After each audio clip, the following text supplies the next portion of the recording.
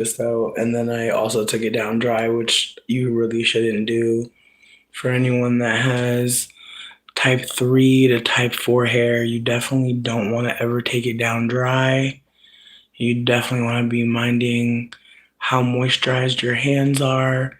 And you also preferably want to spray it before taking it out of the style. Only if you don't mind the style not being a style, if that makes sense.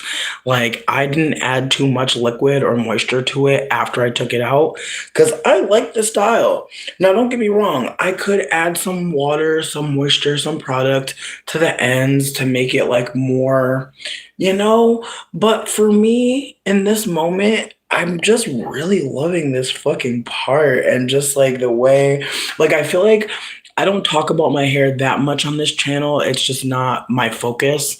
But I do try to like say something because I am someone who was raised by someone who doesn't have the same texture as me. And so I've had to figure out my hair. I wasn't taught about my hair.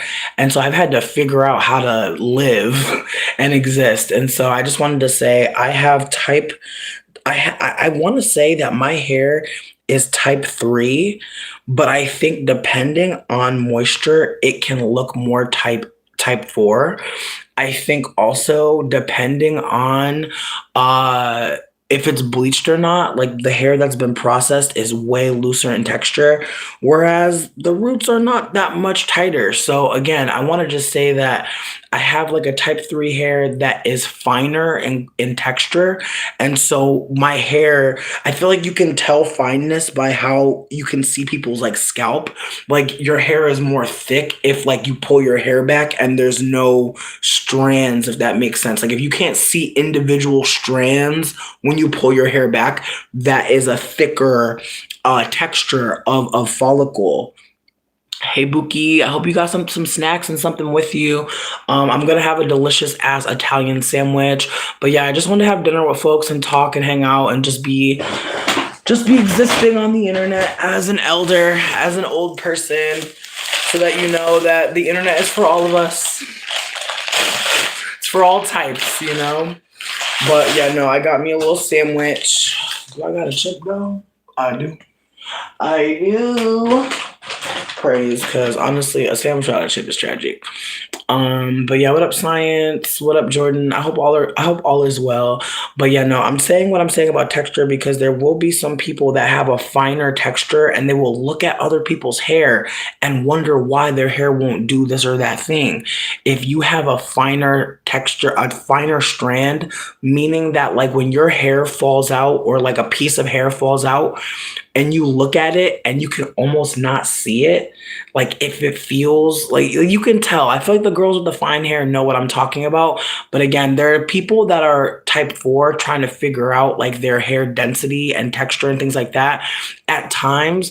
And again, when I found the language about having fine type hair, it led me down trying to, find more people with fine type hair. So again, everyone that has a certain texture of hair, there's still so many other layers to what their hair is categorized as. So just a PS for anybody that's like going through a natural hair disaster, or maybe just looking at a lot of people who have texture that looks nothing like yours, and they may be saying that their hair is type whatever they say, but it's not really that, which is unfortunate. But again, as I was saying, my mom never taught me about my hair. She kind of just like let me go. I got a comb, I got some softy grease, and that's that. Bitch. And it smells good as fuck. Like, I'm obsessed. Mmm. Mmm. This is my favorite part of the sandwich. Mmm. She is bussin', is she not? Anyways, as I was saying though, I wanted to just come here and kick it with folks and spend some time with you because I know it's been like a lot recently of me just like sitting here and like just going. And I want to just take a moment.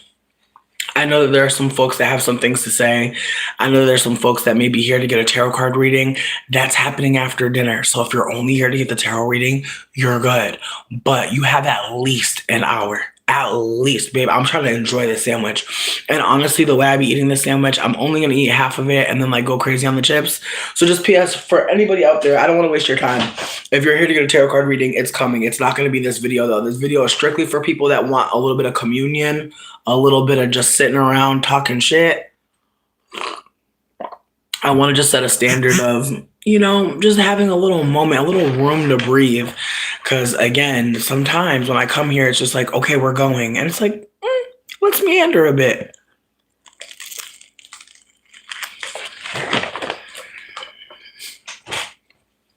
I fucking love food. I'm so grateful. It's the way I didn't want to cook all day, but I was broke. And someone paid me for a tarot card reading. Thank fuck, honestly. Because I was like, those little quick meals you make when you really don't want to fucking cook. And like, even those, I was like, ugh, I don't want to cook. And so I'm so fucking grateful. Like, shout out, like, honestly, shout out to learning tarot. Shout out to learning how to read the cards. Shout out to having any kind of time to do that because, babe, it's the way that I would never say that I've learned everything with tarot, astrology, never. I feel like there's so much new information. Like I literally just found out about a new planet. It's called Pallas Athena. If you use the Shani app, you already know about it, but apparently there's a new planet, a new comet, just something new in the astrology world, which is really exciting because again, a lot of stuff that happens in astrology, I just feel like there's so much information that it's really rare to see that there's something new. Perhaps I could be full of shit, but I just feel like I never heard of anything like a new planet coming into view meaning something. But again, everything happens. It happened, so it could happen again. Other things could happen.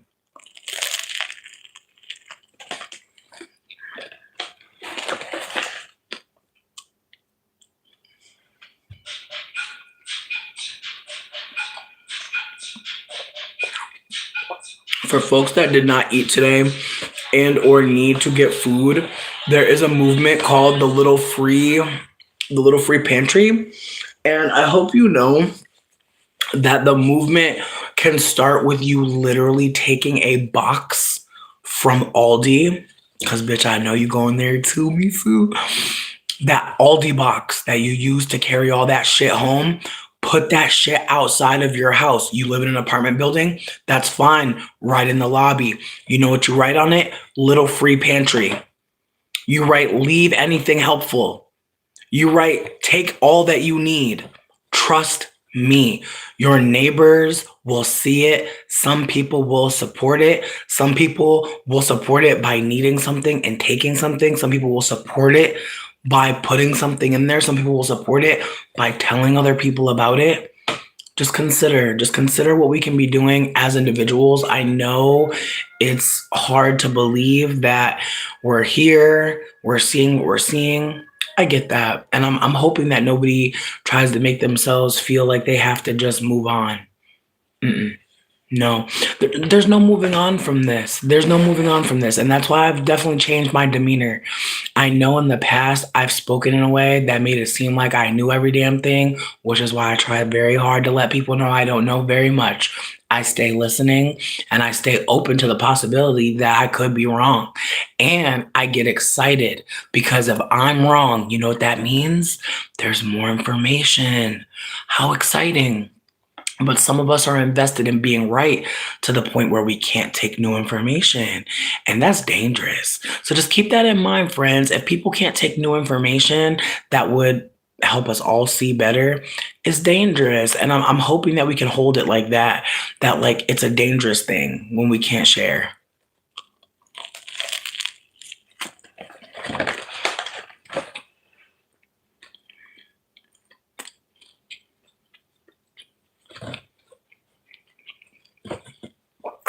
Thank you. Listen, when people write stuff in the comments, it tells YouTube that this is cool. So just thank you. Thank everybody for all the engagement. I appreciate you. Like I said, I wanted to just come here and spend some time. I did want to talk a little bit of shit. I'm not gonna lie. And again, I've been trying to figure out how to talk about this with y'all because again, I feel like that's the thing. It's like I feel like in the past when I've talked about this person, I feel like I've been trying to get more empathetic, but probably wasn't. I don't know. I feel like sometimes it just feels so good to kick a bitch. Like, I hate that. I hate that part of this. I hate that part of this. Is like when someone does something bad or been doing something bad, and you could just be delighted. It's so sad. Cause it's like, damn, do we even want them to get better? Like, do we even want them to heal? You know? And so that's why I'm trying to take my time with this one. Cause I know I've spoken about people that it could have been my critique. You feel me? It could have been for me too. So I'm trying to just keep that in mind as I'm communicating. But trigger warning for Amanda Seales. So if anybody doesn't want to hear about Amanda Seales, nobody wants to talk about her, nobody's interested, that's just fine. I do want to say though, like, I don't want anyone to think that I'm trying to be gentle because I want you to do that. No. I'm trying to be mindful of the fact that me and her are both Big Bird. We're both Binya Binya. We're both Pollywog, okay? I'm trying to remember, like, that's my sister. You know what I mean? That's my sister. So I'm trying to remember in this moment how I speak on her because, and again, I'm not trying to be softer on her because she's my sister. I'm trying to be mindful about speaking on her so that the conversation can keep going. I don't want to stay in a conversation where we're just swirling around. I don't want to do that because I personally feel like this might be a bigger moment than I can even understand. So I'm trying to hold that as well, that how I'm speaking on someone that I see my own behavior in could maybe transform how other people who are operating like her can start to see themselves, maybe past behavior. And also, so maybe for people that are really close with one of us light-skinned people who are operating like this, you might have a way to say it to where you're safe to talk. Like if you already feel safety is what I'm trying to say. You already feel safety with that person. This might be a way to bring it up to where, you know, again, I don't purport to say that I know much, but I've been trying to figure out how we define what's happening so that we can connect around it. And I understand that not everyone is going to trust me, and that's great. Trust has to be built and earned. So with that being said, I'm trying to just remember that as transparent as I can be, this might help someone. Someone might benefit from me saying the thing that we're not so, like I think about how when I was younger, my mom used to say, "Don't tell house business." And I know some of y'all heard that too, because I know she didn't get that shit from nobody white. So with that being said, I want folks to consider that you may feel triggered at times here because I'm telling house business. And I'm telling house business because it's not house business, it's plantation business. That's what I'm trying to connect here. That I am a translator. That is part of my life purpose. If you want a chart reading, if you're a fellow person with privilege, like meaning you're not a deep dark skin person, please, you should want to pay me. White people, you know what time it is. Anybody deep dark skin that wants to know what their life path is and why the fuck they here, hit me up. I got you. With that being said, reading my birth chart has me realizing I have to really be mindful about how I speak because words do not die.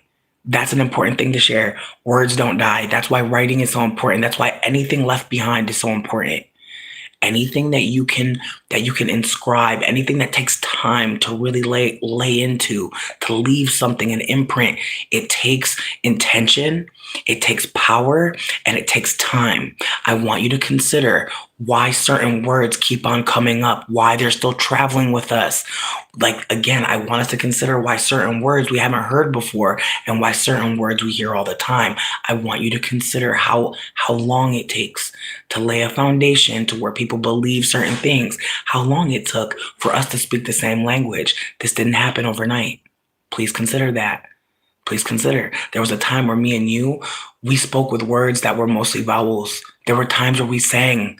There were times where we just sang. We knew, or maybe we felt it was time to sing. I want you to consider that this is year one. I want you to think like that. I want you to think like that because there's a portal coming next year. And I'm telling you that because when year one actually comes, you'll be ready. That is what this year is for. That's what the 9 years for. The 9 is a very heavy head with a curved spine, very overwhelmed, very overwhelmed. That is what this year is. Deep overwhelm. But in the midst of overwhelm, what is bringing peace? And really question it. What is really truly peaceful? What is really bringing you calm? What is really bringing you joy? Who is offering support? Consider that as part of the story that is being told to you and what you are writing every day. Just consider that's part of the environment.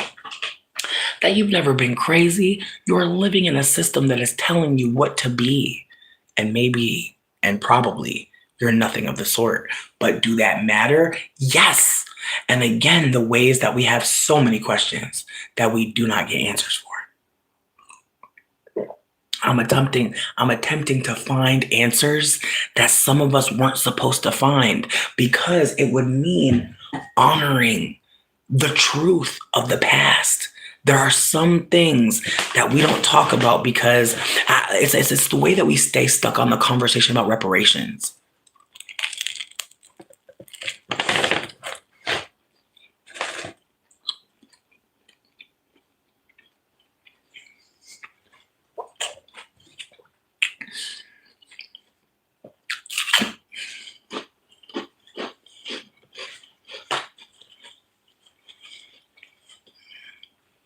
It's the way we stay stuck on the conversation about reparations, but we don't realize, as especially non-black people, as especially people who are not black, that we can start now. If we're aware that the government doesn't give a fuck, it's on us. And even if the government did give a fuck, it would still be on us. Again, I want us to start thinking about what kind of reparations we can be offering. I want us to think about that because that's the thing. If we're waiting for the government and we couldn't even get it under Barry, I think that's a big part of why I dragged the shit out of Barry, because I feel like what's the point of getting that much power if you're not going to drop your nuts and dick on the shit? Like, if you're not going to be like, and give my people their money. But I have to hold that, unfortunately, Barry was a psychological operation to make black people think that, hey, even if you get to the top, there's a limit there. And again, the ways that like we assume the top is a slave master, bitch. It's a plantation that they do business at. They put on suits and they have cameras. They need all that to make you think something's happening there that's dignified. They got the cops with the guns, armored. It's all a performance of power. But those people holding those guns, 9 times out of fucking 10, they they don't realize it yet. But they are the front line for people that would not do a damn thing to save their asses. And so that's why we have to communicate about power and the ways people operate and the ways people connect to power and use their power to cause pain. We have to consider what people are fighting for and whom and why. Because again, all of this is connected, which is why I'm attempting to try to translate. Again, my birth chart literally told me that I will be able to be a translator between many worlds. And it had me just sitting with the reality that that is what I've been trying to do since 2020, since the portal, the double portal. Okay, whenever you see a 0, trust me, bitch. Trust me, it's helped me every time. You see a 0, you see a shit. If you like right now, I'm sitting with the 0 becoming before the 1, but for the most part, I see 10, I see a portal. If I see a 10, if I see a number going towards a 0, and if it's a couple numbers, it's wild. It's a wild way of thinking, but It's been interesting. With that being said, though, I'm hoping people can hold that, like, in this time, we're gonna have to talk to each other. I know some people are not gonna be worth our conversation. Someone else will talk to them. But I also want people who are being left behind to consider you can't lose everybody.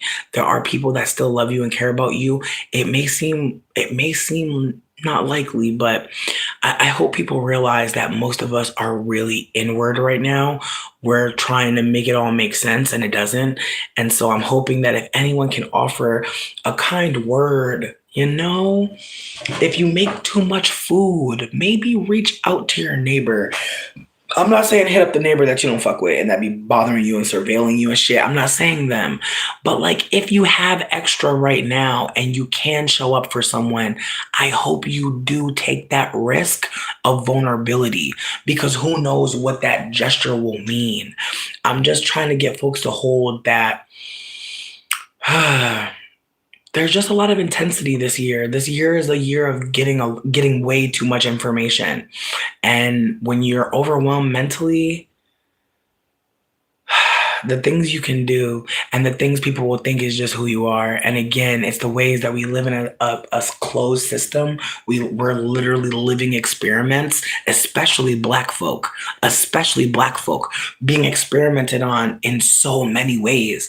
And the ways the rest of us are supposed to uphold a system that in turn makes us ops, makes us harm doers.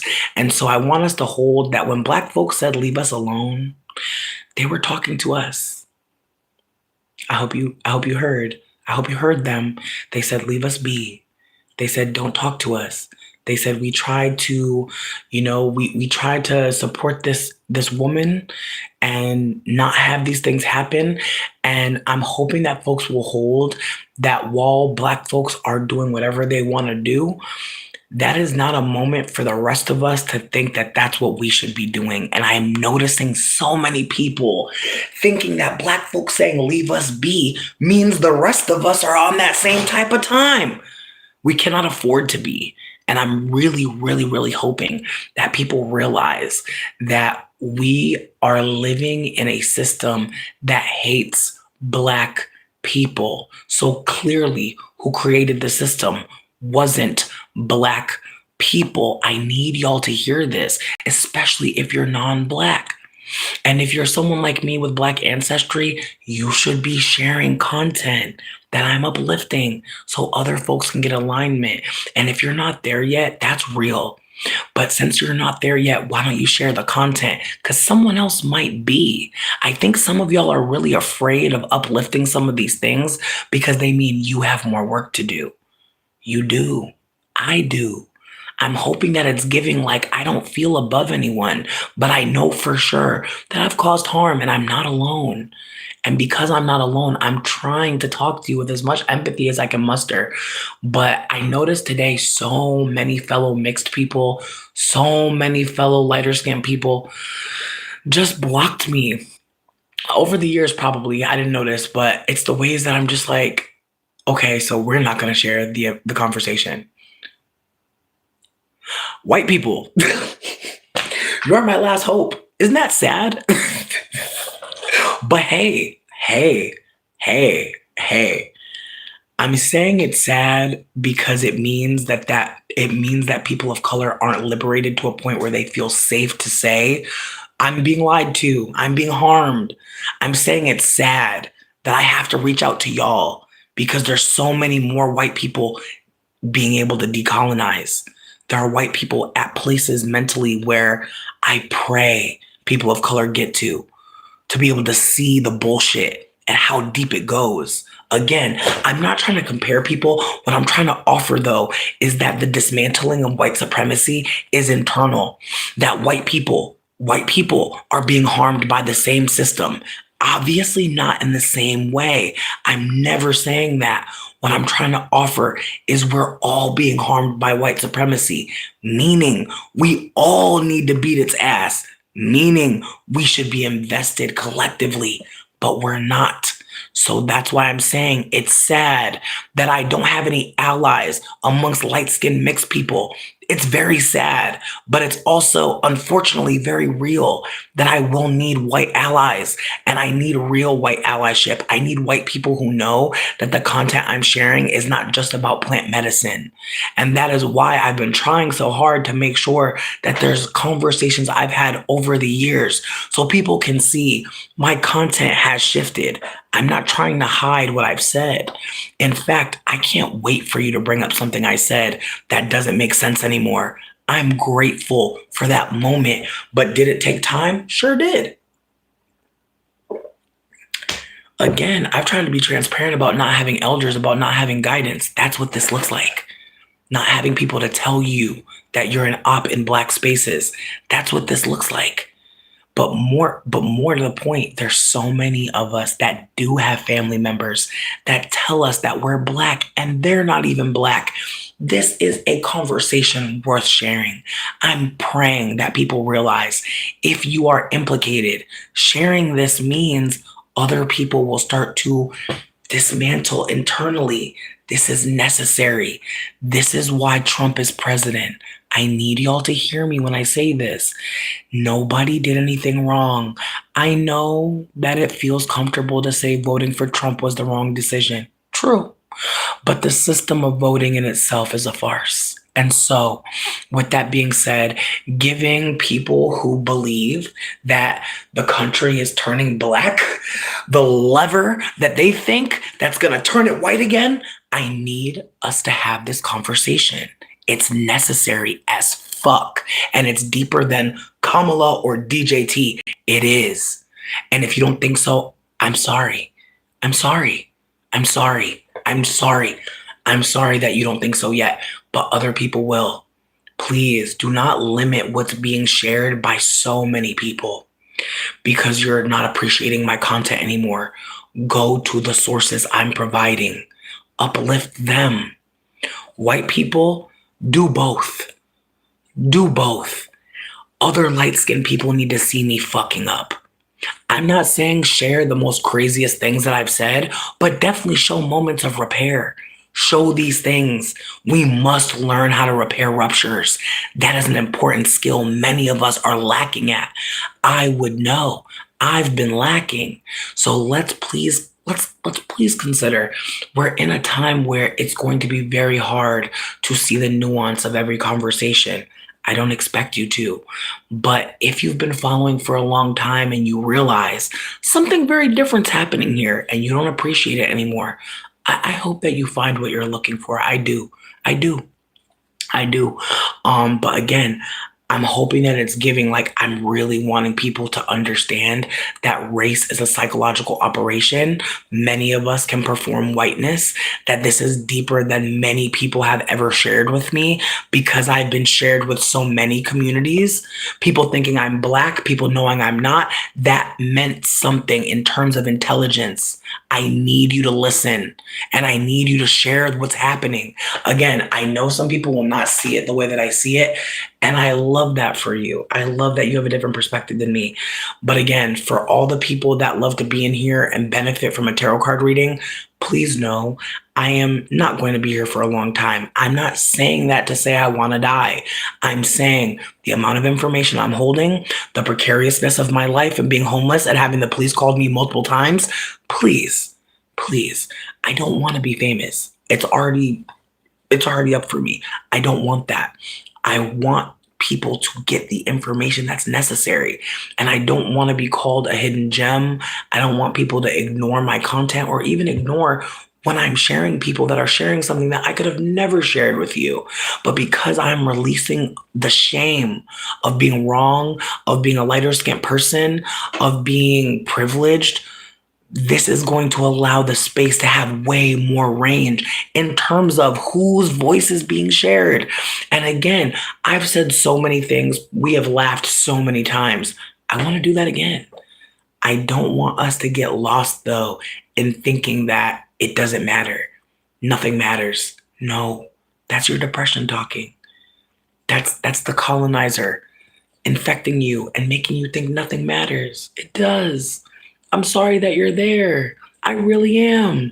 I've been there too. I've definitely thought nothing matters. I've definitely been in a place where Whoa, honestly, if you could see this apartment, I won't let you because honestly, I have some shit. A little bit, a little bit. But honestly, like it's the way that a lot of us have really a lot going on. So I'm not trying to disturb anyone, but I am trying to offer that there's a lot of things unfolding, and I feel like I never had to ask for a share when I was very wrong. Like I think that's what got me so like, please. Like when I was wrong, the followers, the views, like just please appreciate my meltdown. Just please appreciate it because again, you're gonna have to have one too. You're gonna have to sit there and say fuck maybe for 10 minutes. Maybe multiple fucks. Maybe shit. Sometimes it'll help. It'll really help, honestly. Again, I know that I'm the crazy one. I appreciate that. When I looked into my birth chart, it literally said that like I'm like that old man like dancing with a fly, and people think that like I'm stupid, but really I don't have to work. Low key, bitch. Like low key. Like I know it sounds insane, but like just walk with me. Like it's the ways like when people think you're dumb, they literally are like, don't. And it's like, really? So again, it's the ways that's like when people think you're crazy, they leave you alone. And it's funny, but it's also isolating. So I just hope y'all know that. Like the crazy person, the person that you think be saying too much, be doing too much, they probably just need some love. They probably need a hug, probably need a chocolate bar. Like I remember when I was bugging the fuck out online, and honestly, I needed a lot of things. But was I getting it? No, I was getting so much engagement, so many people caring about what I was talking about. And again, I'm not trying to diminish myself. I'm going to just offer, though, that there are so many of us lighter skinned folks who have never really been denied any attention or energy. And so again, it's the ways that I got so used to getting energy from people that I was like, wait, people don't care about my content. People don't care about me. And it's like, I think at some point it becomes obvious, like who is not listening. And I think I've seen content be made. Please don't judge me, bitch. Leave me alone. Leave me alone. I know we're not supposed to be drinking Coca-Cola. I know. I'm gonna do that for me tonight, though. I'm gonna take care of myself tonight, and that's what I needed. I needed that vanilla Coke. It was medicine. Again, I've talked about this before, but I know Cherry Garcia ice cream heals me. You might know, a Little Caesars pizza heals you. Again, I don't mean that to be classist. What I'm trying to offer is that you may know that there's something out there, and it can be not food. What up, Jennifer? It's been a minute. It cannot be food. There's someone out there that knows when they go to the movies, they get something from that. Like some of you out there, you love going to the movies on maybe like a Sunday morning, early as fuck, theater to yourself, so you can react all the ways you want. Some of you know what I'm talking about. There's something that you do that heals, and only you know the healing power. And so again, I wanna say that also as a way that like, I'm also an addict. Like I smoke a lot of weed. The snacks that I've eaten. Again, it's the ways that I know that. I also have Taurus rising, so there's a part of me that's like, surprise, surprise. You know what I mean? Like once I realized what the Taurus was meaning, I was like, oh, okay. I'm gonna always appreciate deliciousness. Like that's just one thing about being a Venusian. If you have a lot of Libra, Taurus in your chart, you're gonna like some tasty, beautiful things. But yeah, with that being said, I'm clearly still eating in ways, but I'm about to go smoke and then wash my hands, and then we're gonna do tarot card readings. But like I said, this was just a dinner. This was just a chat. This was just a silly little meal. But yeah, I was gonna say something. Ooh, I'm gonna go back to the Amanda Seales thing because that's really why I came here, honestly. And I just wanted to just take a moment because again, I know I've spoken on her before. I know I've said some things.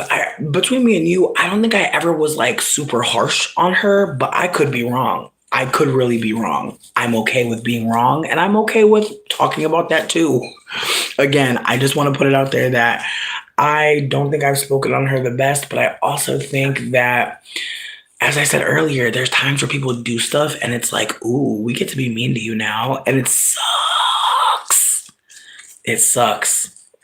It's the way we collectively punish people for not knowing, and then also for having the audacity to not know and open their fucking mouth. And again, obviously there's moments, many, where people are being violent as fuck. So it makes sense why people are like, yeah, let's eat your ass up. Let's drag you like with the tenacity that we felt dragged and triggered by what you did.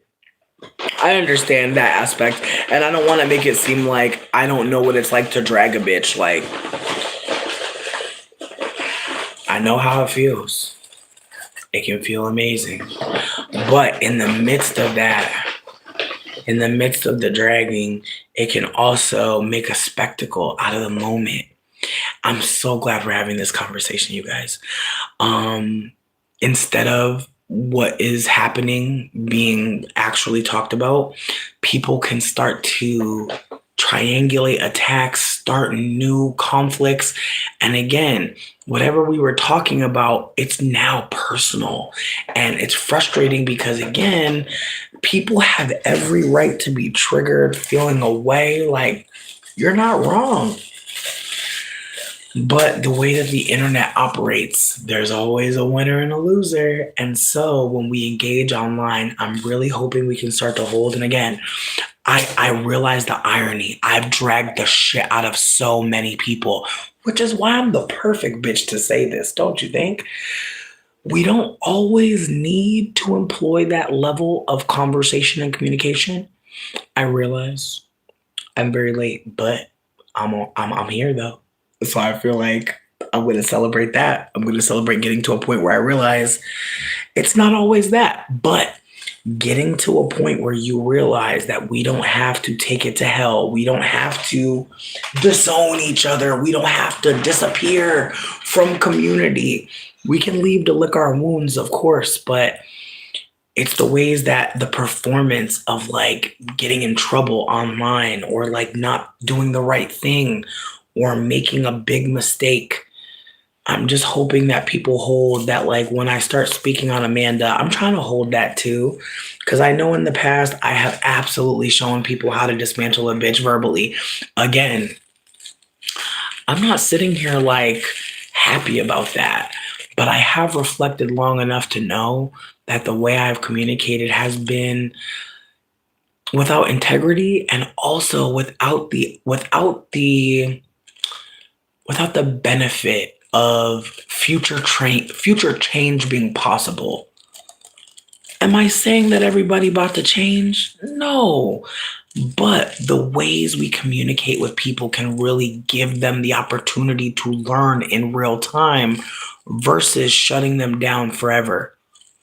I'm hoping that we can hold that there's so many ways to take on conversation that can be a little taxing or even a little, how do I say this? There's ways to take on conversation or even conflict without it devolving. But I think, unfortunately, for a lot of us, we have to, fall down a couple times before we get up. And I feel like that's what I've uplifted on my Twitter. I know some people aren't on there anymore. I'm slowly but surely transferring myself to Threads, but until I get over there, we're still on Twitter. And I'm trying to just go through all of my replies, things that things that I said or other people said to me that let me know that like there were a lot of things happening that I didn't see, but I needed to hear. But also the ways that when you're in a closed system like we are in, you need help. And the ways that I feel like I spent a lot of time thinking that I'm going to be in charge of the girls or and I think the reality is like, I have the gift to be able to communicate with many types of people. And I've also spent a lot of time learning how to talk to even more. And so I think that in ways there will be leadership that people didn't see coming, but it won't be leadership in the ways that people think of leadership. The idea that anyone's above or should be talking without communicating with everyone else, pulling from everyone else, like the idea that we need to go into everything alone. I'm really trying to get people to see that there are going to be moments where people say things and someone's already answered that question and very well. And I'm hoping that we can come together to hold that there are going to be moments where that person needs a pushback. They don't need to push off the cliff. But again, I'm hoping that we can hold that some people will not want to deal with that person anymore. And like, they don't have to. And that's not a failure. Some people will be tired of educating others. Some people will be tired of the same harm being inflicted. Abba, I hope you're doing well too. And so with that being said, getting back to Amanda Seales, for folks that don't know, I feel like the last time we talked about Amanda, it was the Jubilee shit. And when we talked about Amanda, the energy and the spirit was very much me acknowledging that Amanda is bi-ethnic, which means that she is American and also Grenadian, which means that her lens, which means that her lens is impacted by not just by living in America, but by having parents that were from outside of the closed system we all live in. And so as someone who was born in America, but my father and his people are from Jamaica, I've had other ways of seeing America, right? I've had other ways of appraising other people. Again, the ways that some American people today, and I don't want to say a race because I think xenophobia unfortunately can live in anyone, but the ways that there are so many people thinking that immigration is a bad thing insofar as people who are non-Black coming here, because it's the ways that, I'll say this, it's the ways that the conversation hovered around like Mexican folk, and like the implication is that these are non-Black people, but they're definitely not white. And again, the ways that Mexican operates as more than ethnicity, it is race, seemingly, to many people. And so again, the ways that for some of us, when we hear certain things, we hear they're picking up people that speak a certain language. Some people might have thought they're picking up people who don't have a passport. They might have thought they're picking up people who have a dual citizenship. Like, people will hear all types of things when you say Mexican in terms of immigration and who's being removed. And so I want us to consider that the removal of anybody here is a part of anti-Blackness. And I want people to hold that there's this idea that foundational Black Americans, Black folks that are from America because of chattel slavery are, how do I put this? Because I'm trying to really be mindful about how I say this, because again, there is a legacy of chattel slavery unfolding to this day. So I want people to consider that people who say that they're foundational Black American have, unfortunately, a lot of them been gaslit into believing that there's some outside African influence coming and it's white people created this. I'm so sorry to tell you that. But yeah, colonizers playing on people's tops again. Can you believe it? I know you can. Again, the ways that we are supposed to be checking if people are African now, very, very, very disturbing and very on par with whiteness and how it harms people. I want us to consider that white people stole Black people, stole deep, dark-skinned people, and said, you are Black. That's how it went down. White people named Black people. I want you to consider that. Especially in the climate of a conversation of chosen name, I really want y'all to consider that the colonizer said, I have a name for you and a way of behavior for you. I want you to consider people that think, I thought you were going to be like, that's part of the fucking colonized fucking plan. Every time somebody non-Black says, I thought you were going to be like, consider how deep this goes. It is deeper than Kamala and DJT, and I know it's uncomfortable. I know. and I'm not trying to rile anyone up. I know some people think that that's what I want to do. How much peril have I gone through? You really think I want to bring some peril digitally to myself? Fuck no. But I am pushed to share conversation that is necessary, and some people won't agree. I want you to consider sometimes people are saying to shut up because if you keep talking, people will understand your pain. That is part of silencing. When you're crying, when the babies are crying and people say, shut up, be quiet, no one is trying to understand the pain. And so keep that in mind. Some of us know what it's like to be told to shut up by family, by people older, by people close to us. We're still shutting up. Sometimes people abuse you so good in your house, it sticks it sticks beyond you leaving it. It's fucked, but it's not your fault. You're not cursed. I promise you, especially if you think about this shit. Clearly, it bothers you, but how far can it go outside of you?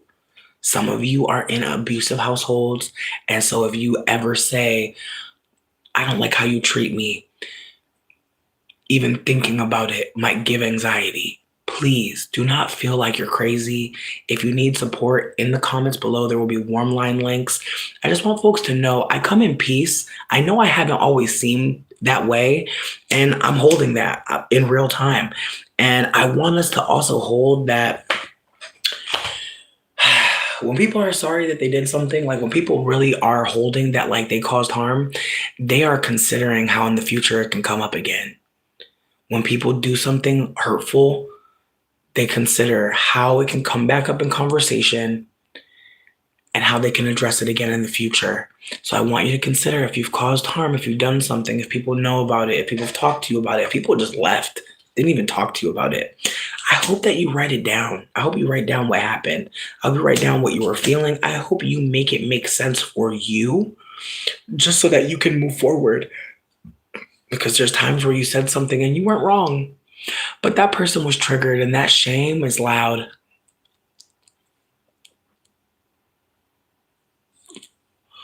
Some people will really leave our life because it's easier than dismantling next to us, with us, in front of us. And I know what that's like. I've had the opportunity to hide from you.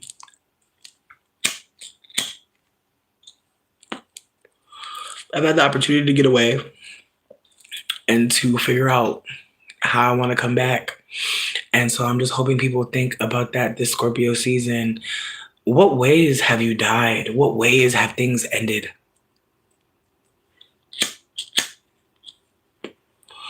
What things, what conversations, what communities do you feel death? Do you feel disconnection? I want you to remember Scorpio is ruled by two bad bitches, Pluto and Mars. So yeah, while Pluto is very invested in death, Mars is interested in strategy. The motto for Scorpio is I desire. I want y'all to think about what you desire. I want you to really think about desire. I want you to really think about the things you've wanted that you just didn't get and why it's okay now. I want you to think about things that you still want and what you're willing to do for it. Just consider, because it's very fascinating that the god of death and the god of war have the motto, I desire. Really makes you think. Because death, oof. Do you ever think about that? Like, I know some of you do. And trigger warning for talking about SI, suicidal ideation. That's what it means when you see a big S and a big I, suicidal ideation. Just PS on that. There are times in your life where you really want to not be here. And then something happens. And you almost can't reconcile with that you didn't want to be here, but you're really happy you were.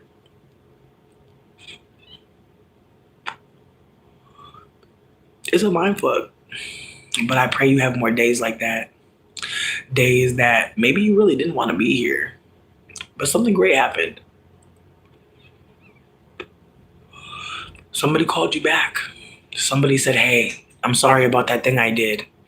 Somebody remembers that you like this thing and they bring it to you as a surprise. Somebody remembers that your favorite color is, and they saw this flower and they wanted to show you a picture. I just hope we consider the ways that we've not wanted to be here, the ways we've not wanted to survive certain things, but we did. And we're different now, aren't we? We're not the same. And the ways that after death, there's a general, big Mars, big Aries energy, big fire, big renewal, big desire to come back stronger, emboldened, ablaze.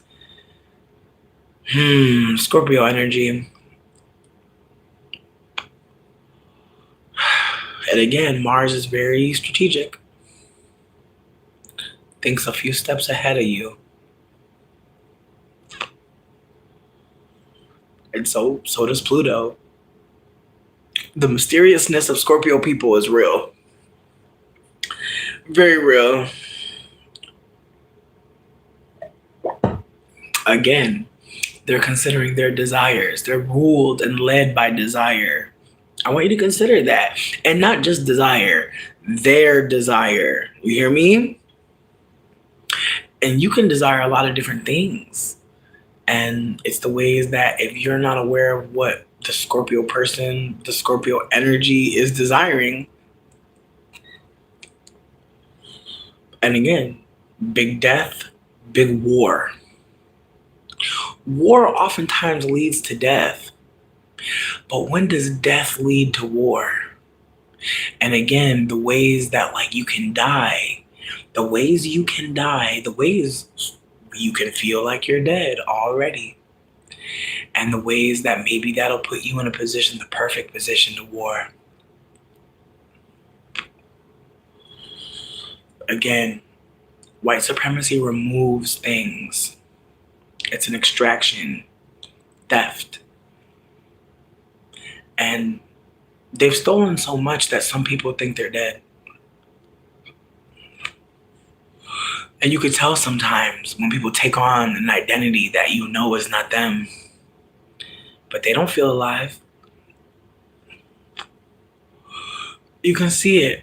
You can really see it when people are dead because they're behaving in a way that you've seen before. There's no authenticity. They're literally behaving in a way that'll keep them alive in the system that has already killed them. Again, this is not a conversation that one can always handle. And so if you're feeling a lot of feelings, that's normal. Feelings are very normal. It's a good thing to feel them.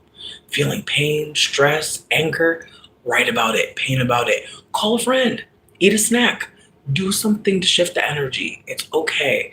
I hope people feel more comfortable knowing that it's a beautiful thing to learn new information, because some of us know that certain things we've read, especially if you were a young reader, you know that reading something, hearing something, seeing something can really change what you think. And that can be the biggest fucking deal, because the way you think is influenced. It's the way some of us wake up and we know. It's the way some of us wake up and we have a ritual and we think we just made it up.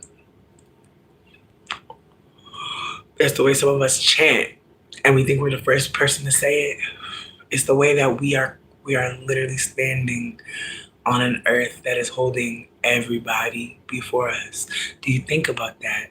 This entire earth sprouts, dies, sprouts, dies. Do you think about that? Why wouldn't we all get on one frequency at some point?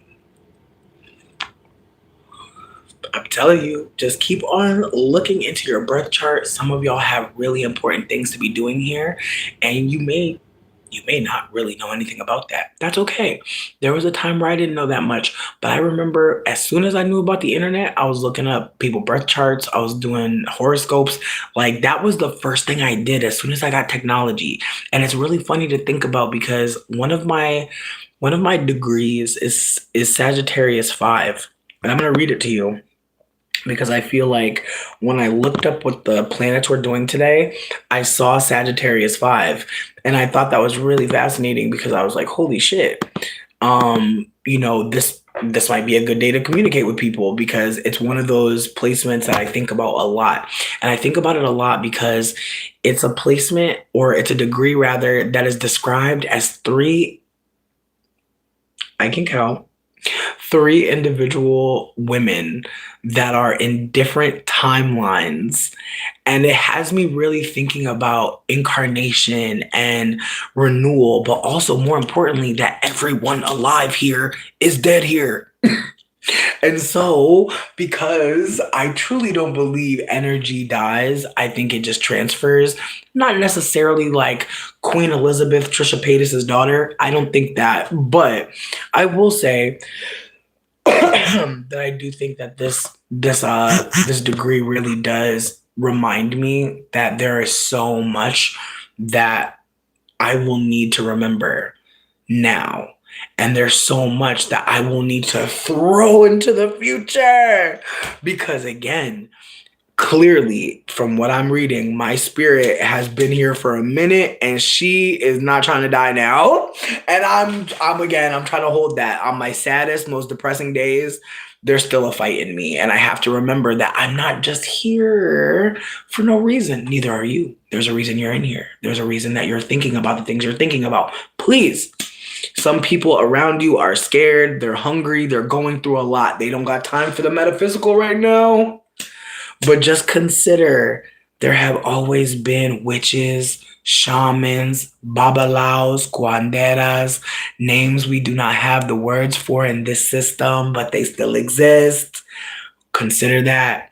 I'm just the bitch that hoes will bring goats to and be like, and I would throw maybe some rocks on the ground. I used to maybe be able to read a rock, bitch. High key. I just want y'all to consider that there are times that we can't remember yet. Again, I know I be smoking a lot of weed, but it ain't the weed. Also, the strain today is jealousy, which this is how I know it's not the weed, because like this shit literally is Adderall. Like this weed literally keeps me like. And so if anybody out there is looking for a weed strain that they could chain smoke and like not be looking crazy high, this is the one. Believe it or not.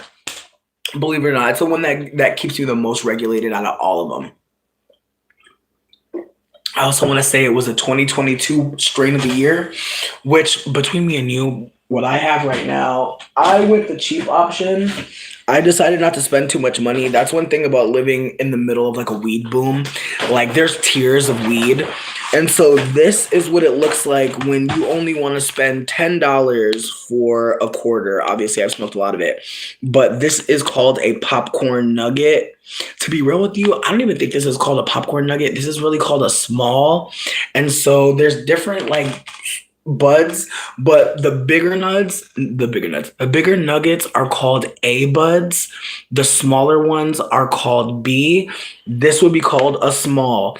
There's nothing wrong with the smalls. It just means a couple things.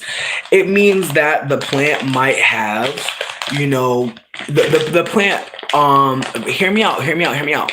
It depends on quality. I feel like when it comes to my clients don't get no shit like this. This is for me when I am down bad and I just want to buy something that's not shake. Because between me and you, most of the weed I buy is ground flower. I buy the weed that they put in pre-rolls. That's usually what I smoke because that weed is coming from the bottom of the bag, meaning all the trichomes, all of the extra shit on weed that people don't really think about. That's what I smoke. I smoke the essence of the weed. There's nuggets in there from time to time, but usually I choose to not get nuggets and go for something that's just like uniform, meaning that I don't have to grind anything up. I just literally roll it and go. But again, it's the ways that like something like this.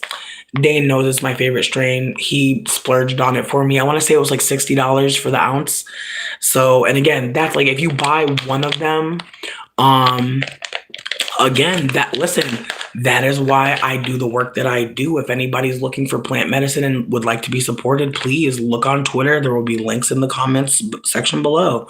I am definitely looking for new clients. I have a sign up application, or not an application, but just like a form so that we can just get more information.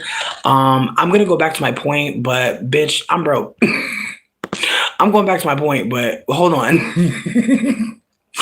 Basically, the client request form, I need a name. I'd prefer a pronoun just so that when we're talking, I can talk to you the way you want to be talked to. And then I ask people what their habit is. So if you want mushrooms, flower, or shake, I have them as two separate ones because there are people that know good and goddamn well they would rather pay the cheapest amount and get the most. I'm aware of that. That's how I used to buy weed as well as an addict. I used to be like, what can I get the most of for the cheapest amount? That's how I was buying. So I'm trying to be mindful of my own days, as an addict and how I used to operate. But I'm also trying to be mindful of the fact that there are people that will appreciate a menu. Heard you. Listen, no time limits. Hit me up whenever. But yeah, I also have a little section for budget. I want to say that, like, for the most part, I've been trying to keep everybody equal in terms of like the freebies. Moving forward, I feel like if you spend 200 or more, the freebies will be a better quality in terms of like getting bigger things for free versus smaller things, but there will always be freebies invested in my brand. I will never be not offering free things. I think it's crazy, in my humblest opinion, to start something and not be offering things for free, only because when you get business, like when people come to you, when people show up for you, there will be moments where you can show up for community. And again, I'm not saying give away everything. I didn't say that. What I'm saying is right now, one of my favorite shops out here, they sell herbs. They realize we can put a pantry in our store. We can put food in our store. Our customers are coming here to buy stuff and they're luxury items. People don't really need rose petal, bitch. People don't really need motherfucking what is it? Hydrangea seeds and shit. I'm not saying they don't want them, but I'm saying in this time when there's a recession, people aren't buying the things that again can be considered frivolous, but to some of us, they're magical tools. And so with that being said, I'm hoping folks can hold that there's ways to still give back. Like, I don't care how big or small the business is, there's ways to offer something to people. And again, it's the ways that like a shop that's digital could easily put up a link to the little free pantry. They could easily say, hey, I'm aware that people are having a hard time eating. They might not have a lot of extra money for my luxury candles. Again, I want people to consider, even if people are having the money for that, they might also be able to pass along a link like that. And I'm just hoping people see that link and realize like this isn't a corporation. It isn't. It's a bunch of people that live near you that realize the future is indigenous. And when I say that, I know that it might sound vague, but what I mean is the future is a group project. And I'm glad that I finally thought about that today, because I know I'd be saying it and people be like, you're fake deep. And it's like, I'm not trying to be fake deep. I'm trying to speak clearly. But I also have to hold that what's clear to you might not be clear to someone else. But the future involves all of us. We're all a part of it. And again, it's the ways that I used to really think. Like, and I don't want to do all that. I'll say this. It's the way I had a thought today where I was thinking about like all of the anti-white sentiment and the ways that we talk about white people. And I don't want to necessarily say sorry to white people. I know it's going to sound how it sounds. But what I'm trying to offer is, I'm finally seeing the ways that you're being dehumanized as well. And some of you don't know that. And some of you really don't know that. And most of you really don't know that. And it's the ways that, as much as I do believe anti whiteness is necessary, I know people don't want to hear that, but I'm going to keep talking. Anti whiteness is necessary. And there are so many white people who aren't able to hold yet that the anti-white sentiment is deeper than about you, bitch. And I hope that y'all stand up, because again, it's the ways that y'all have had it's the ways white people have had PR. White people have had PR. And so no matter what your life really was like in the trailer, in the projects, I was the only white girl here, I need you to disconnect from that individualist mindset of being the white person in this marginalized setting. I need that. We need that. We're needing that. Again, conversations must progress. They must. and again, the ways that people shut down, the ways that people report, the ways that people get your shit deleted, this is not because they're so powerful. It's because many of us are not being protective. I want us to consider, when we see people saying the hard thing, when we see people saying the thing that other people are willing to battle with them about, I hope that you jump in. I hope that you share some of the links that I've been compiling. I hope that you throw them some support. Even if you don't know what to say, you will learn. You will. I believe in all of you. And again, it's the ways that I'm hoping it's giving. I've absolutely thought nothing mattered before. I've absolutely thought the end of the world is here. I've absolutely thought, oh no, it's over. You're going to think it again. You're going to think it again. Again, I hope that y'all get to a point where you realize that things ending, they're a moment to really process empty space. You want to fill it so bad. I want you to consider filling it with flowers you give yourself. Because I've absolutely been there. Lose something really big. Try to put something really big in its place. It's not going to work like that. It's not. Listen, I already said I was going to smoke and just do the reading, so I'm going to go wash my hands, but I'll be right back. I'm going to smoke this one, post the links, and I'll be back with the tarot card reading.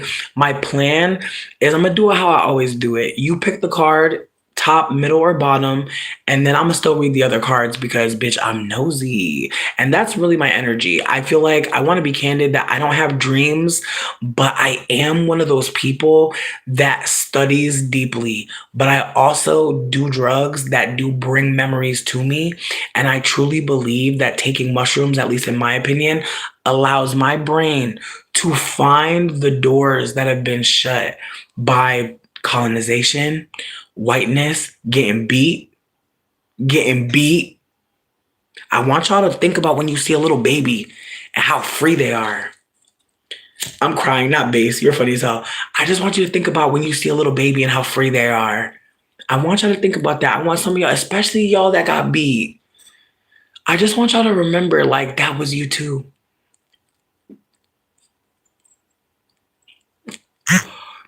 And it's still you. And it's still you. They could not beat that out of you. And again, I know it's hard to hear shit like that when you might still have to smile in their fucking face to make rent this month. I feel you. I just told my mama I loved her for $100. I don't feel good about it, but we here. Anyways, before I go, I did want to bring something up, but I'm trying to bring it up gently as fuck. But how do I do this? Like, you ever want to talk about something, but maybe I should table it. I feel like I'll just flesh out what I wanted to talk about, and then when I come back for real, we'll try. But I post somebody a lot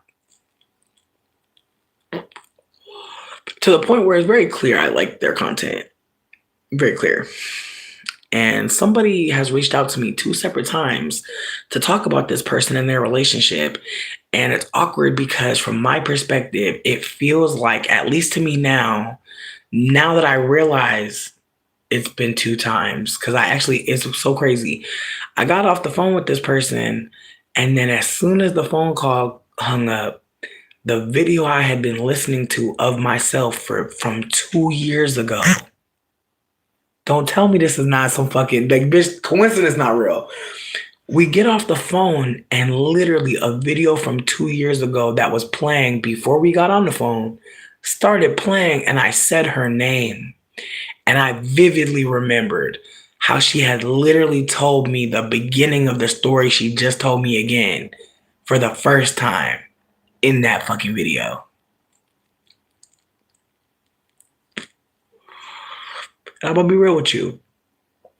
In the conversation, I pushed for her to reach out to the person. But now I almost feel like I gotta tell this person that there's somebody out there that's talking about them in a way that's, from my humblest opinion, it's feeling like they're trying to make it seem like this person is. And from my perspective, I really don't even have one, to be real, because I'm not in this shit. But it do feel like, but it do feel like it's not a coincidence. And I also want to say the person only hit me up, it seemed like, to promote them. And it was awkward because it's like we haven't talked in so long, because I removed them from my internet space because I felt like they had reached out to me for something and then just didn't follow up and was just being kind of, I don't know. I just feel like sometimes their takes and their content, and again, I wish I could flesh it out right now, but I'm still trying to figure out, like, should I warn someone about someone talking about them? There's a part of me that's like, is that alarmist? Like it's not, like, in my humblest opinion, it felt like the energy was very much like trying to carry a bone, maybe, like, oh, like even asking like if we're cool, and it's like we're not really cool. I just share their content. So it's just like, there's even a part of me that's like, damn, even sharing their content got you wanting to say, like, have you done this to other people, reached out to them and start talking about them?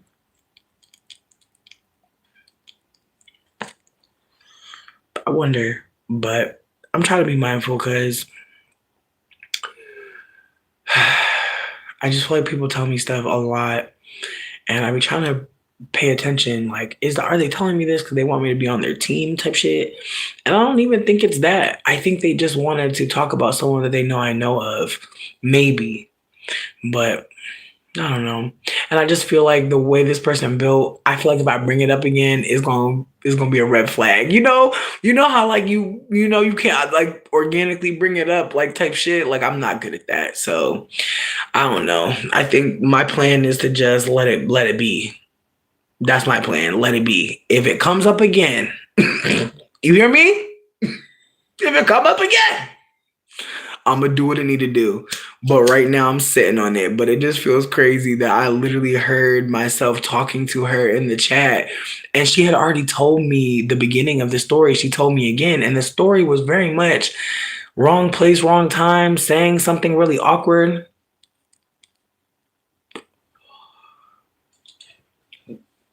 Mm. Right, right, right, right, right, right, right, right, right. Right. And again, like, when people unfollow, when people make videos and people think they're about them, like, that shit gets really awkward because it's like, even if the video is about you, like, they didn't say your name, but you feeling hit. But, like, what was the video about? And then it's like, when I think about what the video was about, when I think about the comment, I think, unfortunately for this person, and again, I know I'm being vague as fuck, and it's because I'm really not trying to start a beef. But what I'm gathering, and I could be very wrong, is that this person is a brown skin person, and I feel like some brown skin people are going through something right now. I'm not trying to do too much, But I do think that unfortunately, like as people start talking more about colorism more candidly, we'll maybe start to hold that there are people that are privileged within colorism, but they can't see that because of the ways that it's operating now. Like I think about how like my mom has been seen as white passing or the language has been used for a long time. And even my mom telling me white passing, or even my mom using that, or even my mom saying biracial and preferring that, like the ways that, I'm sure some brown skinned people might have an identity crisis. I know people don't want to talk about that, probably, just based on how I'd be seeing conversations be throttled.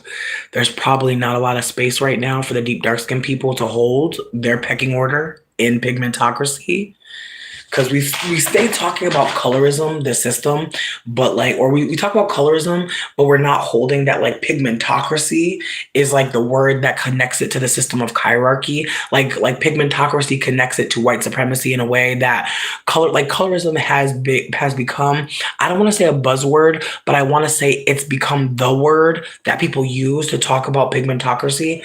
But when we use the word like pigmentocracy, we have new language, but we also can start to find people who know that language and are talking from that lens.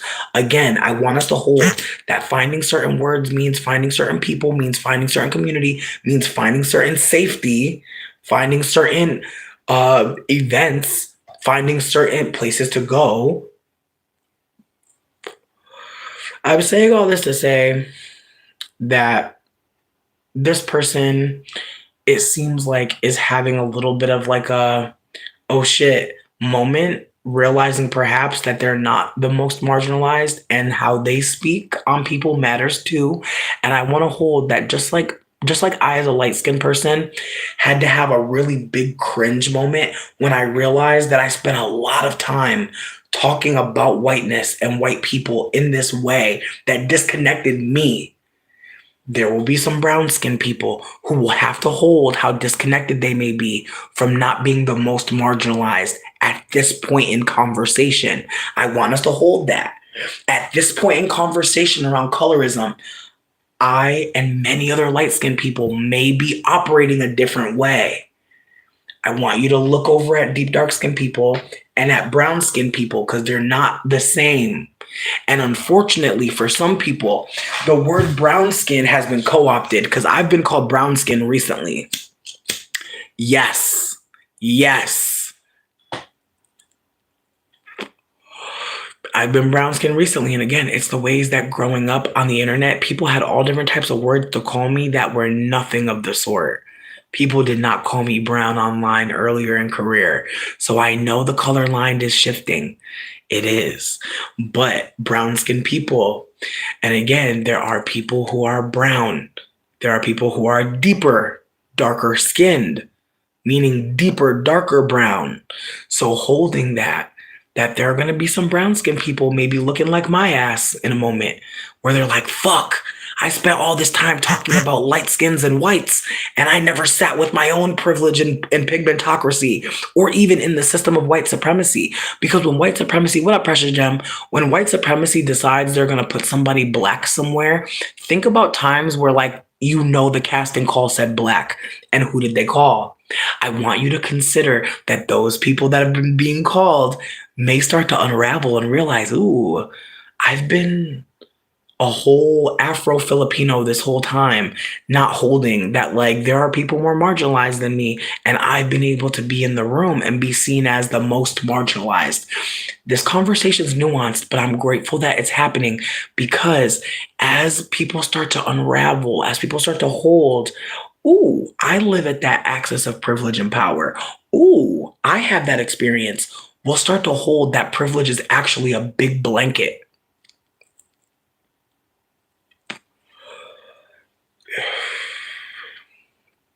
It is. And white people are swaddled the most. So it's easy to talk about them. It is. They're held in this way by PR. They have a whole campaign that keeps them from having to hold the rest of us. And again, it's the way I'm shivering, but it's like, bitch, I got some blanket. Again, depending on how much privilege you have, you good. especially in the cold. Especially in the cold. And shit, let it get hot, that blanket becomes a shade. Again, I want us to hold the ways that like when white people have the privilege of being not just white, but having the ability to be seeming able-bodied, have money, have access to maybe other languages. I want us to consider there's layers to privilege, and some people will have to find that they are privileged. And what that means in terms of how they behave, how they treat people. And they might have been in the conversation for a long time on the side of the oppressed, not seeing how they were an oppressor. I'm so glad we kept talking because I actually figured out how to talk about Amanda Seales. Thank you. Just thank all of you for real. Swear, like I was reading something. Okay, wait. Yes, before we hit Amanda, I'm gonna go back to the Sagittarius 5 degree, going back there because I feel like it'll hit maybe. I hope someone gets it. All right, Sagittarius 5 degrees. Three women materializing out of a fog, being mesmerized by your own triple reflection, casting a huge chunk of your own soul back into the dim past, casting another chunk of your soul into the remote future, and enshrouding the present time chunk of your soul in layer after layer of obscurity and evasiveness, living simultaneously in past, present, and future, but with all three time frequencies held away. Therefore, to a fantastic extent, you live inside the subconscious mind with virtually no conscious outlet. Down inside there, something extraordinary is happening. Free from the glare of any form of overt reflection, you are gestating, healing, and making yourself ready for the infinite unknown to pop or hatch. Bitch, I'm excited. Listen, you can laugh, but I'm loving it. I'm loving it. Intensive, seething forces of dreaming into the void, the great abyss. And while knocked out of outer commission, liberated to conceive the inconceivable and to renew your tangled and damaged roots in the old wise woman way that never ages and always works. Bitch, that was gospel. When I read that in my chart, I was like, bitch, for real. I'm literally not even here. I'm literally in so many different timelines right now, bitch. But I'm grateful we're present. We can perceive each other. That's why we're doing the tarot card reading. Not Queen Naija and Amanda Seales. Bitch, I'm screaming. I'm screaming, bitch. The Queen Naija conversation has me dead to this day, honestly. Anyways, so moving on to Amanda Seales, getting back to what I was saying before, Amanda Seales is someone that is part of our community. Even if you're a white person, she's still part of your community. I'm hoping that people will hold that, like, and I feel like, let me walk that back. I feel like what I'll say is this: Amanda's a part of my community as a fellow mixed light skinned person who has similar ancestry, and that we have a Caribbean parent. We have a parent that's not from America. We have a parent that lives somewhere that people, when they hear when they hear Grenada, when they hear Jamaica, what do they think? Think about that. I just want us to consider that's part of light-skinned people being able to operate in a particular way. That once we say Jamaica, once we say Grenada, once we say certain islands, people will think, oh, okay. Again, I just remember the ways that people would obviously be seeing me as a non-black person, but as soon as I said my dad's Jamaican, oh, okay. Again, it's the ways that like certain words tell people certain things. Certain words mean something to different people. So I just want us to hold space for that. So getting back to Amanda, Amanda is a part of my community. So in the past, I know I've talked about her and I was laughing and blah, blah, but I'll say this. I think that if you want to laugh at her, I don't give a shit. I'm not really here to like be on some moral policing shit. I'm really just hoping that we can just have a conversation, or at least I can just leave you with something. You know, Amanda has made a lot of mistakes, and I'm not saying that to minimize. What I'm trying to offer is that the mistakes that she's made have been public, and there's not really been a lot of repair on her side. Like, I've never really seen her like seemingly reach out to ask for feedback about her behavior.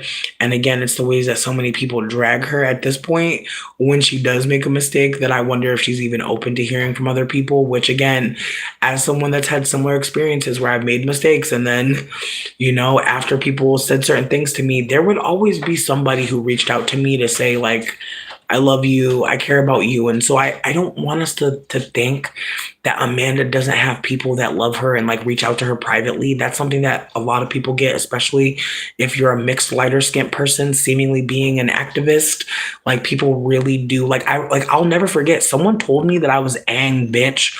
Again, I am very flattered that anyone thought that I was the chosen Aang. Wow. If you're not a fan, damn bitch. Babe, do you remember what Aang is from? I'm blanking. Is it Last Airbender? Avatar, thank you.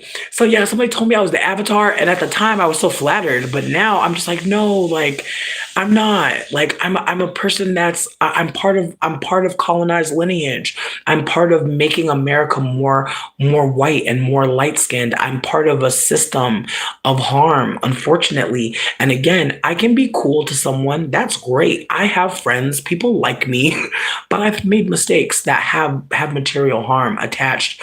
And because I'm still visible, because I'm going to spend the rest of my time trying to share with people how unlearning is perhaps going, but also how it can be helped. Other people who are unlearning, other people who have learned, other people who have things to share with us from lived experience. Like I've decided that, as long as I'm here, I'm going to keep on learning and living and loving and building empathy. And there's so many things that I want to keep doing. But again, I'm hoping people hold that like that's a choice I'm getting as a part of privilege, despite causing harm, despite doing things that were not in alignment with anyone Black at many times. I still have more life. And I want people to remember that when people think that us light skinned people, us mixed people are going to go somewhere else, we're going to still be here. Someone's going to love us. Someone's going to care about us. And so I'm hoping that people know that Amanda will survive this. She'll be okay. Now, getting into what Amanda did, apparently she wrote a book. She wanted to self-publish, meaning that like she didn't go through a publisher. And so when you release a book, and I only know this because I did some reading, but when you release a book, usually your publisher handles this. And your book is usually in stock where it is that you're going to do your book signing, so that when you do your book signing and people buy the book from the place you're doing the signing at, the place takes a percentage of your book, so that you're just signing books, getting a check. But because Amanda is self-publishing, it means that she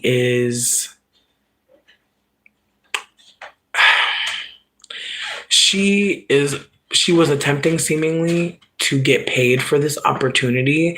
And it seems like to me, the book people were like, well, since you're not going to let us stock the book, we'd like to get a percentage off the top.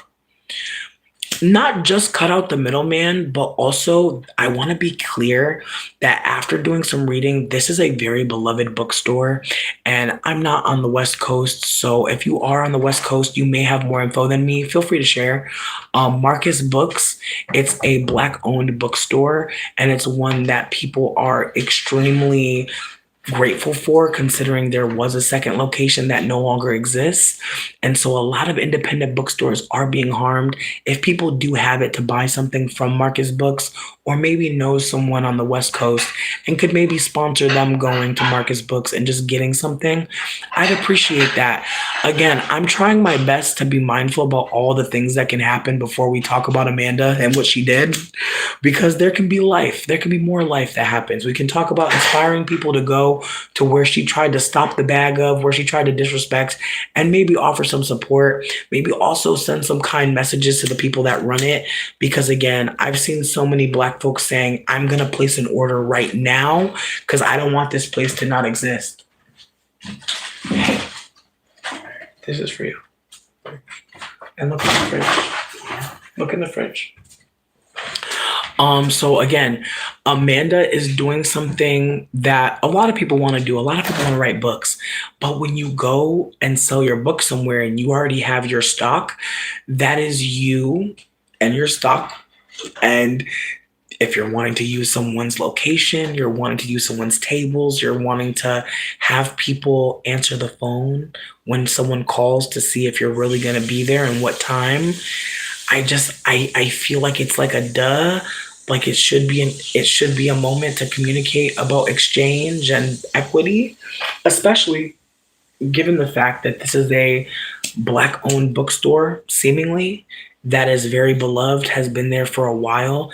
And again, this is a black owned bookstore that carries books from black authors. I want us to consider that there are so many people that will want to write a book one day, and it might be a huge honor for them to write their book and to have it somewhere where there are people that are wanting to celebrate their lens. Again, I want us to just consider that the harm that us mixed lighter skinned people can do is something that a lot of black people can see, and they're talking about it.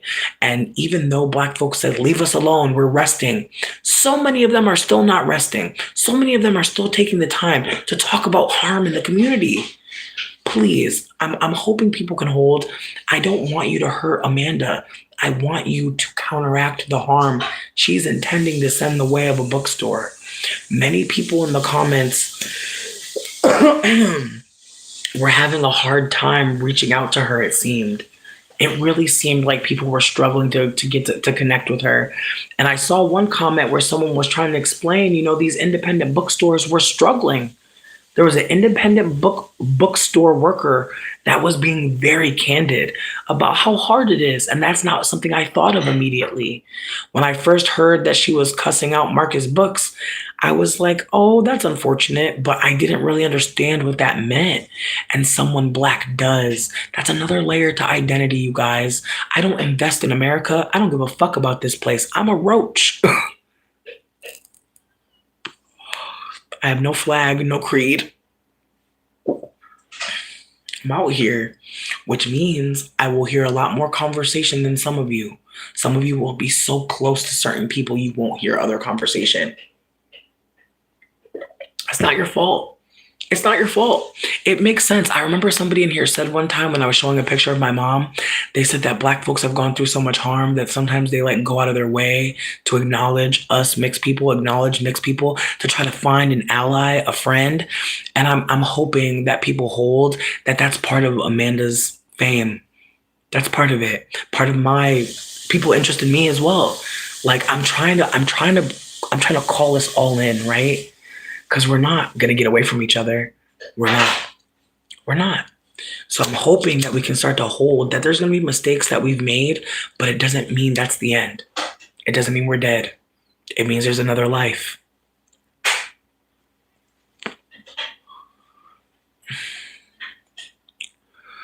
Precious, you're not wrong. And I'm not going to say that I've never reached out to her. I feel like I've been in her comment sections in the past. I feel like Jubilee, I was really trying, but I fear so many, again, that's why I brought up the foundational Black American thing. There are so many black folks in America that are very harmed, very traumatized. I'm hoping when I say this, it hits as gently as I mean it to. There are some black folks trying to figure out what the fuck to do next, how to organize community, when there's so many fucking ops like us around, grifting blackness. I'm hoping that people hear what I'm saying, that if you're mad at someone black for thinking somebody mixed is black, please share. I have so many links I'm putting in the comment section. There will be more information for somebody. Please know I'm only saying this because I've caused harm, and I've seen the harm I've caused go further than I could have ever imagined. And just like when I spoke to FD Signifier, because yes, I did speak to FD Signifier, he made a video calling biracial people black, seemingly an attempt to try to bring peace amongst mixed people and black people. It was a very terrible video that I was fighting in the comments of for a while. And unfortunately, Mayowa's World was dragged very badly by FD Signifier's collective. And when I intervened, No men that followed him, no men that were close to him bothered to even respond back to me when I reached out to them. There's receipts of all of this. FD Signifier just privated the video, meaning he knows what he's doing. Between me and you, I bet it's private, but open to Patreons, people that pay for it. Like, he literally just ran away instead of being like, hey, I'm wrong. Hey, there's new information. And I didn't just tell him he was wrong. I spent several hours of my life letting him know, nope, by sharing with him so many mixed people who are doing harm. I tried. It didn't work. But I'm telling you this, it's not gonna die. You're gonna remember this. Something else is gonna happen. Some other black man might unfortunately think that's what'll do it. I'll just tell all the mixed people they're black. It's not gonna work. Again, I've said this before. I used to think I was grandfathered into blackness. That's how I used to think. I used to think I was gonna be one of the last light-skinned people able to claim blackness. Swear. I used to think like that. I used to think, based on how many people would push back on me when I would say that I'm mixed, I was like, I guess I'm black forever. I tried, but it's not over, is what I'm trying to offer, is that there will be other black men who say things like that. It's up to us. If you're not a black person, it's up to us. If you're a whole mixed person like me, it's up to us. I know. Rent's due. You're hungry. Let's talk. Let's talk. Nothing is impossible. Bitch, you're talking to me while I'm smoking weed naked. What can't we do? Honestly. Like, again, I know I'm being silly, but I'm being genuine here. Like, what can't we do together? Like, I really hope people consider, like, what's possible if we're open-minded, if we believe that we can support each other and love each other. And see, that's the thing, too. Black folks are very accepting, and it's not about black folks. Like, I'm really hoping people realize it's not black people. Like, I pray anyone black who's here realizes you don't got to do a damn thing for nobody. You don't exist to be doing anything. Your life isn't a function. Being black doesn't mean labor. Please, because that's what the colonizer wants. The colonizer wants black to mean labor. I want us to hold that. And so nobody black owes anybody anything. I'm honestly talking mostly to my wayward light-skinned friends here. A lot of them are mad at me, but that's okay. One day they're going to realize that I was trying to help. One day. I've made peace with the fact that I'm going to talk to somebody and my breath going to stink. I've made peace with that. Sometimes, friends, you're going to have something to really share with somebody, but they're going to look at you like you smell like tuna fish. It's frustrating. It is. It's maddening. It is. Yes, that's why it's important for us to talk. That's why I come here, because I'm trying to find my people. Some of y'all have said some stuff and people really acted like you beat their ass. You didn't. You really didn't. Last thing I'm going to leave you with. Some people can't accept the truth because it means breaking the belief in their mind. Okay? I want you to remember that. That's why I do what I do with plant medicine. I'm breaking people's minds from the lie we're all trying to accept. Not working out, is it?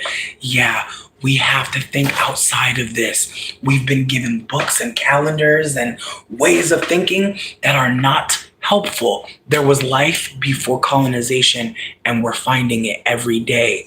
You too. You being here means you're finding it. Please, if you're afraid, do what you think your people did. You think that they sat in a pew and listened to a white man? No. You think they sat in a pew and listened to a man? No. They ate. They danced. They sang. They did so many things to have communion, to have community, to have support, to have safety, to have a shared sense of collectiveness. That's what church is. So please find people to dance with, to sing with, to share the word. And maybe the word is a story about when you were 15 and how you thought you were going to do this or that and you didn't, and you're so fucking happy you didn't. Or maybe you're sad you didn't. You're not bad for that. You know how many people got regrets? They wish they would have did this or that. I want us to consider some of us are still modifying our dreams. But if you want to be a painter, I pray you ask for paint in a buy nothing group. If you want to be something else, you want to do something else, there's so many places where people are really showing up. You'd be really surprised. You'd be really surprised at the ways people show up. Friend, I found free dental on findhelp.org. Free dental, free medical, findhelp.org. And again, for anyone out there, if you're on findhelp.org and you know you be moving through a couple different zip codes, punch in a couple different zip codes. They're not as strict anymore about you being in that county. Now, a lot of them realize that was really silly. If we're providing care, I mean, I'll say this, they have a budget, right, based on county. So I'm going to hold that it was tax based. At this point, it's donation based. And so they can do whatever the fuck they want, which is great. But again, I'm trying to just to finish out with Amanda. I'm gonna just say that like Amanda going in on Marcus Books and calling them capitalist scumbags and just going in on this independent bookstore, that's fucked. And I'm hoping that people know that like even though I drag the shit out of books, I feel like it's mostly the Bible. I feel like it's mostly the Bible. I love books. Books are why I didn't die as many times as a kid, even though I was in an abusive household. Books kept me alive. Books literally gave me so much. And I can't imagine what I would do. Like, again, it's the way that I see little kids on their phones. And I think about how I didn't have a computer in my house. And so books were technology that are harder to appreciate. And so again, if there's a favorite book you have, or if there's maybe a new book that you heard about, especially written by a Black author, see if Marcus Books has it. See what's up. Again, I'm not trying to be the anti-Amanda Seales. I have no hate for the girl. I don't know her personally. And unfortunately for me, I think I've been publicly wayward as a light-skinned person enough times to where I'm going to hold that she's probably terrified of talking to anybody too much about what she's up to, because if she wasn't, she probably wouldn't be doing it. You know what I mean? Like, people's behavior can kind of tell us where they're at, you know? And so I think, like, if you're at a point where you're like, I need to blast this bookstore for not, I just feel like I don't think she's thinking about, like, the stakes of this. It's like, Amanda, you're going to want to write books in the future. And like Marcus is about to win off this. Like, I feel like that's another layer to this. It's like she is trying to hurt them, but I think she's about to fuck around and make sure that second store opens back up. And I hope that happens. Again, I'm just hoping people see that, like, fuck dragging Amanda right now. It's not worth it. I want us to choose life. Scorpio season, choose life. Choose life, please. Choose to fight strategically. Fight like Mars. Fight like Aries. I am. Who are you? Are you someone that just cusses somebody out? Fine. Listen, we ain't all not going to do that. But I'm just saying, like, are you the person that gathers information and tries to share with someone so that their mind can open up?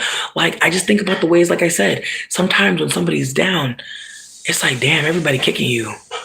Like, I love that I'm not the person that like wants to jump up and like, you know, just roll on you like an 18-wheeler. But again, that takes time to notice that. Like, in group activities, friends, like being a part of a group can really, like once your group get a name,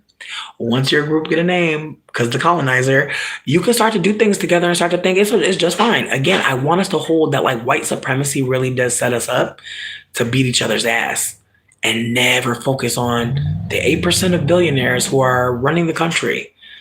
Again, we don't have no kings, but we're not like other girls. We're not like other countries. The king is anti-blackness.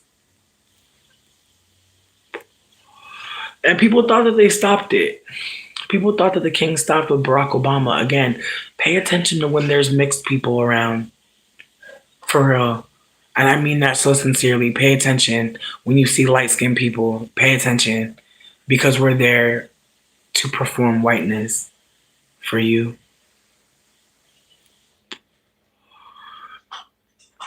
That's why we're there. And again, unlearning whiteness is going to take forever. It's going to take forever. I'm not saying I know what time is going to stop, but we have to unlearn it internally. High key, it's deeper than just performance. We have to really start to change our minds. And again, that can't happen alone. So please know, if you've been isolated or you feel like you ain't got no friends, reach out. I'm good for a voice note. Honestly, like I feel like I talk about all types of random ass shit with all types of y'all. Y'all know. So again, if you want to talk about something, you want to unload something, reach out. I already said that I've been trying to start an empathetic listening line. That's going not as fast as I wanted it to, but I'm a Capricorn, so I'm trying to hold that like shit gonna take a little bit. Like good shit takes a little bit. And for people that braise me, you know what I mean. For all the ovens on 200, you know what I mean. You know what, Precious Gem? I agree with you, but I feel like at the same time, like the fact that she doesn't have a friend like that already is alarming because she's so famous. And it's frustrating because I think of the ways that like I wish I had more people I could reach out to. I wish I knew people that had walked a different life. But it's the way that in ways I don't want to say I'm glad because I'm glad that I caused harm. That's not what I'm saying. I'm glad that I got to make a big fucking mistake in front of everybody and correct my behavior and come back and still say sorry again because I am, and show it through my behavior that I am not trying to cause any more harm, but I might. And so I want to stay open to hearing so that if I am, it won't be 10 pages later, 1,000 emails later. Like I want to be in real time able to correct behavior, and sometimes I'm going to fail. And I want people to see that too. I'm at a point where I realize that some of you will never see an adult person be themselves. Like some of you won't see it. Some of you will see someone wake up every day and go to work, and you don't know how the fuck you're going to become that. And I understand. I understand, unfortunately, that I am not a normative person, and that like I have not been able to figure out how to, do those things that people are supposed to do. And I'm grateful because in my failure to be normative, I have found that I'm an authentic person. I'm going to behave in the way that I'm learning is with empathy and with love. And again, some people will really turn their nose up at people finding empathy and kindness. It's sad. When I had less empathy, people were more loving towards me. It's fucking wild. The more hurt and in pain I was, the more people had so much to offer. The more that I am regulated and present, it's so much harder to not see how people prefer that person. And it is distressing.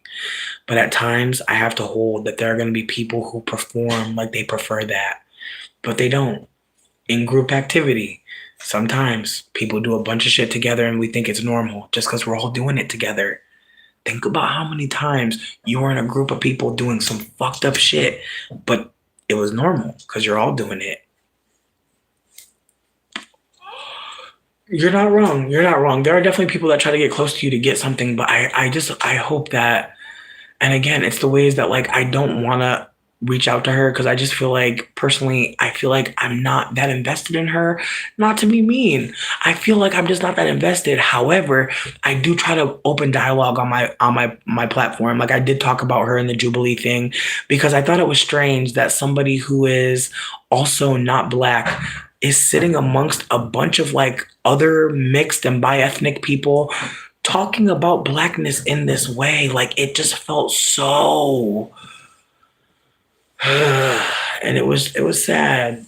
But at the same time, I think about the ways that some people want a ghettoized showdown from Black women and they'll take it from others.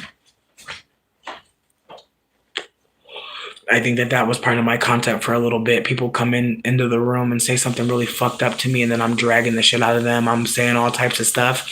It's fucked, but like some people's content, like it's fucked, but some people's content is very minstrel, and like we can't see it that way. Like we don't have the language, right? And so again, it's the ways that some people don't hold that a lot of fame when it comes to Black folks hinges on minstrelsy, hinges on performing in this way, that some people are at a point where they're like, I don't ever want to see anybody Black doing this or that, this or that, this or that. The ways that there are so many Black folks trying to overcorrect their behavior because they unfortunately have been taught that it's them that needs to change. No. Mm-mm. And I'm glad to be able to tell you that, because again, I spent a lot of time thinking that my role as a Black person was to be constantly talking about how white people are harming us.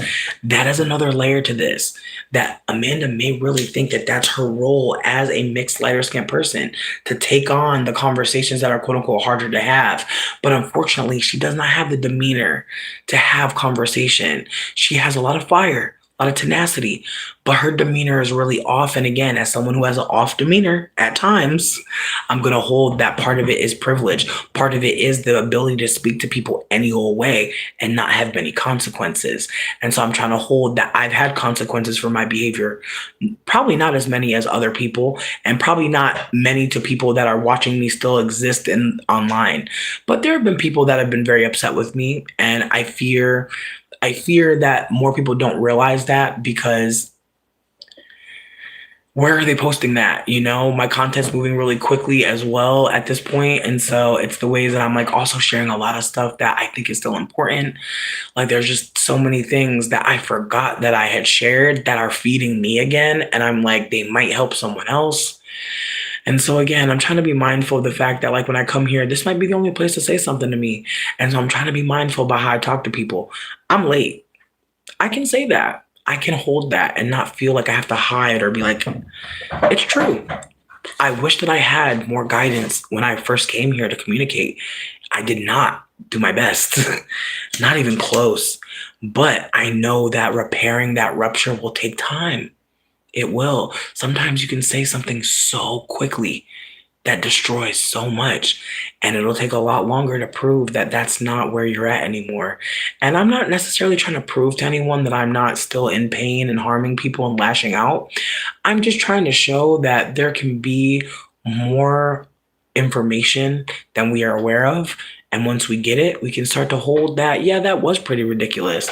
But again, the perspective change, or even having people talk to you and tell you, hey, this hurt me and this is why, and not getting defensive and running away. Those things take practice. Some of you are not ready to hear something. Some of you are so ready to hear something. Some of you are trying to figure out how to say something.